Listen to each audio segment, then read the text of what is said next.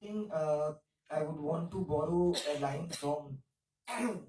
Sorry, it's because of the protesting due.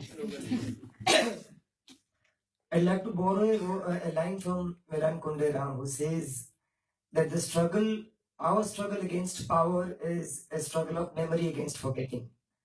And I think what better way there could be to say it out to the powers that be that we will not forget Gujarat than to march today in thousands in Delhi University against their foot soldiers, against AVP, against the sun. And from Bhagat Singh Ambedkar Students Organization, I would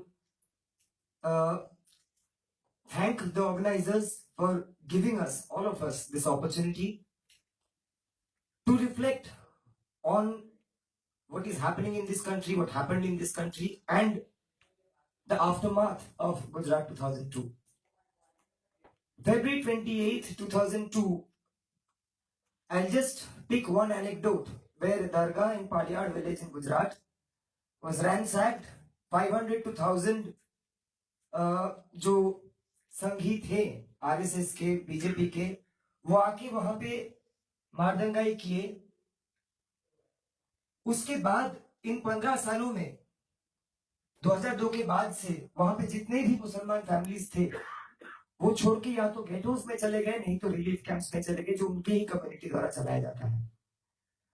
और उसके बाद पिछले ही महीने, in fact जनवरी 31 को एक judgement आता है जिसमें उस राइट में इन्वॉल्व 26 लोगों को एक्विट कर दिया जाता है जो आरएसएस के थे. जब ये जो इंडियन एक्सप्रेस का आर्टिकल था उसमें जर्नलिस्ट जाके पूछते हैं उन गांव वालों से और उनके लॉयर्स से भी कि क्या हुआ जिसके चलते ये इस नतीजे पे पहुंचा. और दुख की बात यह है कि कहीं ना कहीं गांव वालों भी उनको यही कहे, लॉयर्स भी उनको यही कहे कि डरा के, धमका के, पैसा का लालच दे के और तमाम किस्म से फिजिकली, मेंटली प्रेशराइज करके उनको ये बोला गया कि आप अगर शांति चाहते हैं तो फिर ये केसेस विथड्रॉ कर लीजिए. और अल्टीमेटली वो 26 लोग एक्विट हो गए.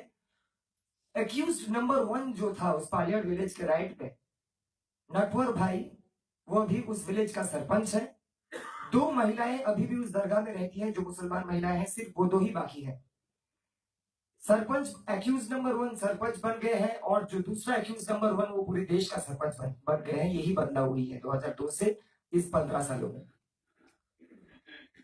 मुझे लगता है कि किस तरीके से, चाहे वो हर्ष हो या फिर तीसरा सतलवाद हो या प्रतीक सिन्हा हो, मुकुल सिन्हा हो, शबनम हाशमी, इस तरीके कई सारे डेमोक्रेटिक राइट एक्टिविस्ट ने बहुत बखूबी से, बहुत बारीकी से इस चीज को बाहर निकल के लाए हैं, हमारे सामने विविट करके लाए हैं किस तरीके से सेकंड क्लास सिटीजनशिप को गुजरात के अंदर बनाया गया है, किस तरीके से पब्लिक सर्विसेज से, जुडिशियरी से, पुलिस से, एक नॉर्मल सिविक फैसिलिटीज से, स्कूल से, सेरेमनीज से, तमाम सारे जो छोटे छोटे सोशल गैदरिंग्स से, बिजनेस एंटरप्राइजेस से, इन तमाम सारे फील्ड्स में किस तरीके से धीरे धीरे मुसलमानों को, मतलब बात ये नहीं कि 2002 में चीजें खत्म हो चुकी हैं.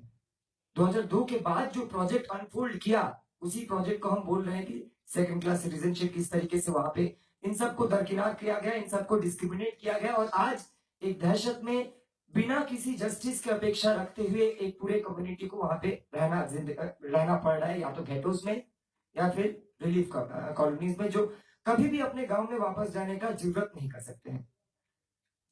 But 15 years has passed. In fact, I think about 70 years has passed in another way.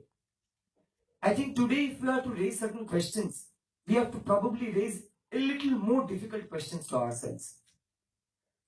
I think we have to ask this question to ourselves that did this project of making of the second class citizenship start in 2002? Did it start in 2015? Did it start in 2016? I don't think so. I think the demons that are being harnessed today, this majoritarian hatred, this Hindutva, the demons of this majoritarian hatred had never been slayed completely. In fact, far from being slayed, they were either allowed to continue or even calculatedly or measuredly allowed to sustain itself.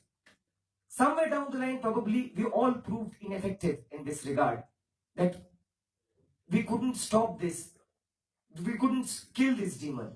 And today that demon itself is being harnessed.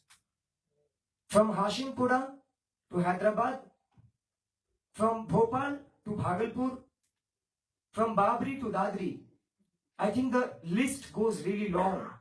And not that all these years it was BJP at the center. Somewhere down the line, we probably couldn't question these things. We probably couldn't build up an effective challenge. And probably somewhere down the line, these demons, as I said, were calculatedly allowed to perpetuate.